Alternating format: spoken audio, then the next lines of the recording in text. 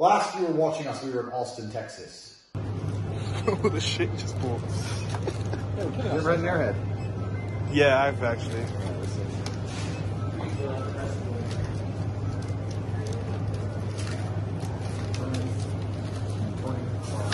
Alright, man, it's gonna be Some beef and cheese. 30. You want any beef and cheese? America obviously sucks. And then we left Austin, Texas, and that's when Runfold had to go home for Christmas. Runfold is a big, giant, scary guy, but he's obviously a family man. He had to go home and do his Christmas thing. So me and Tristan said, look, we ain't got Runfold, so let's not have too much fun, because we're not going to be able to record any of it. So anyway, we woke up and accidentally bought a Mercedes S63 AMG. It happened. We were walking down the street, trip, oop, shit, car. And we didn't need it, because obviously we already have 5 cars, but we bought another one. That's car number 6.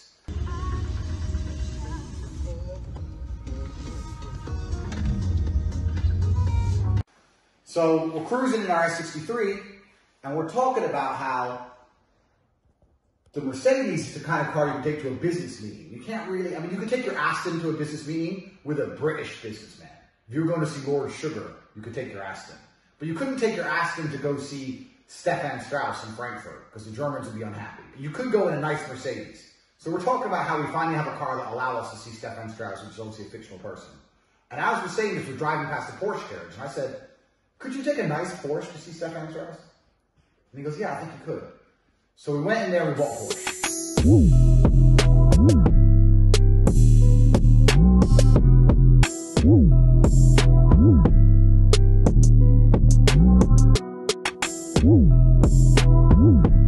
So within 24 hours, we bought 2 cars. So we're sitting in London, we have 2 cars, and we're trying not to have fun waiting for Runfold. So we decided to go out to the club, because when you don't want to have fun in England, you go clubbing, because it's not fun.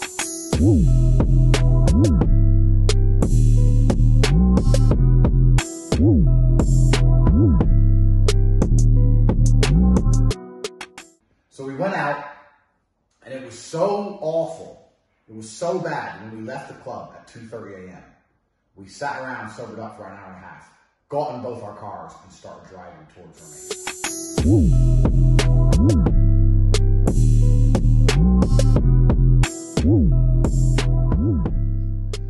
So we started driving to Romania, stopped in Paris. I whooped Luke's ass at chess, obviously schooled him up some. Stayed in Paris for a few days, and then we realized, oh shit, because we don't normally pay attention to these kind of things, it's almost Christmas. Christmas is a thing for everyone but us. So we're like, oh fuck, it's Christmas, what are we gonna do for Christmas? And we decided to try and go to the most Christmassy place we could, which in our minds, we decided to be somewhere in Czech Republic, Prague. So we get into Germany, we're burning through Germany in our new Porsche, our new Mercedes, and a snowstorm hits.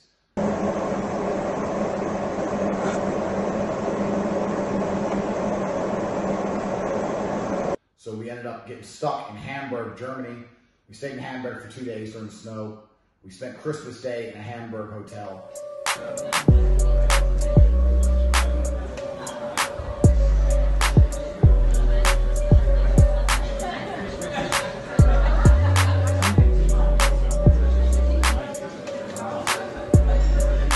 You know what? It wasn't even that bad, except, I don't know, I mean, was it Christmassy? A bit, but I wasn't really in the Christmas spirit.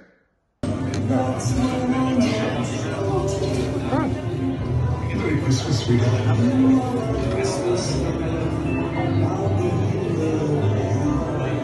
her the you know her with the new Pandora Christmas collection. Dennis Aikido. You don't know Aikido, bro. A couple people were rude to me, just like, they tried to tow my car because I parked in a disabled bay. Like, they don't know I'm not disabled. They don't know. Just because I ain't got a sticker, you can fucking remove my car on Christmas over a sticker. Pussy ass. So I didn't really like that. So like, okay, fuck Germany. But we're stuck in the snow, so we're going really, really slowly. It was freezing cold. Freezing cold and like fog. You know that thick fog. You're going 25 miles an hour on the motorway. We have winter tires, but there's snow on the motorway. It's fog. You're going 20 miles an hour. We're getting nowhere. Eventually, we got to Prague 2 days after Christmas. So we're in Prague now. And Prague feels Christmassy.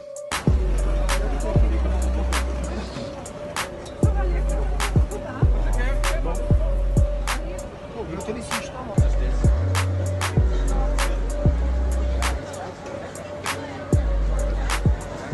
is Christmassy. So in Prague, it's pretty cool, it's Christmassy. We're speaking to the concierge guy, and we're like, what do we do New Year's Eve in Prague? He said, New Year's Eve in Prague is dry. Everything's closed. So now we've got to move on again. So we can't just chill. So we're on the road. We're road band. On the road, barely sleeping, just driving. So from Prague, we have some friends in Slovakia, and we decided to go to Slovakia to try and have fun. Now also, I have a beef in Slovakia. And my beef is there's a casino there that took all my money about 6 years ago. 6 years ago, I just fought and I had some money. I had about maybe 10,000 euro to my name. And back then to me, I mean now still it's a lot of money, 10 grand. And when I say all my money, that was all my money. And I'm sitting in England and I'm like, you know what? I don't trust England anymore. Fuck England. I want to leave eventually. I'm going to go to Slovakia and start a Slovak bank account. Put my money in there and hide my money abroad because I thought it was some kind of fucking G. So I went to Slovakia, I bought a bank account, put my money in there, everything's good.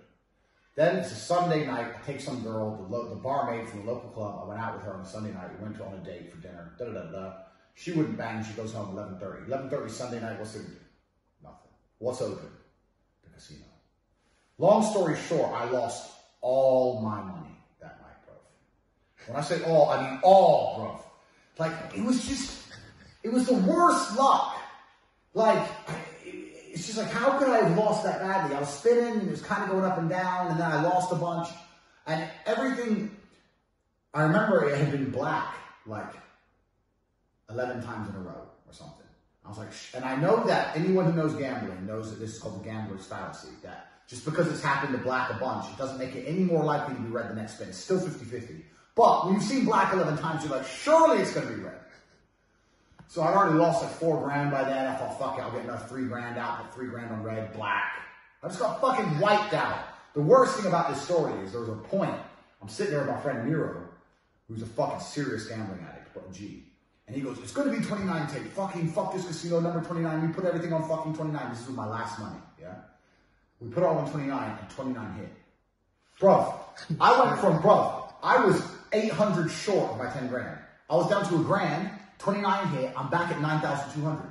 And instead of just accepting the 800 loss, should have just going, you know what, I lost 800, it's fine, I'm over it. No, I'm like, no, I'll get the last bit back, wiped out, bro.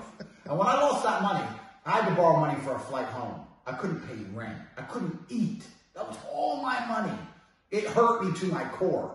Now, there's a lot of casinos I've been in, you go in and out, you don't really know. But with this casino, I know for a fact, I've been there once and I lost 10 grand. They owe me 10 grand. So for New Year's, I decided to go back to this town and get my fucking money back. Now, on my Instagram story, the footage we're putting in here is stuff from my Instagram story. Long story short, I got 7 grand of my money back, which is a pretty good fucking turnout. They got pissed off they saw me. Because when I walked in there, the manager remembered me. He goes, oh, long time. And this stupid smile. I was like, yeah, motherfucker, yeah. Just, I walked out 7 grand. So now they only have 3 grand of my money. So I got my money back in Slovakia like a G. Jumped in the whips. Came back here to Bucharest, Romania. That's what we've been doing all this time. And none of it was filmed. None of it. It was a road trip adventure. Everything you can possibly think of that went wrong. Madness. And it would have been the best 2 weeks of series to take confidential. And literally none of it was filmed. What were you doing? Just saluting, innit? It's back home.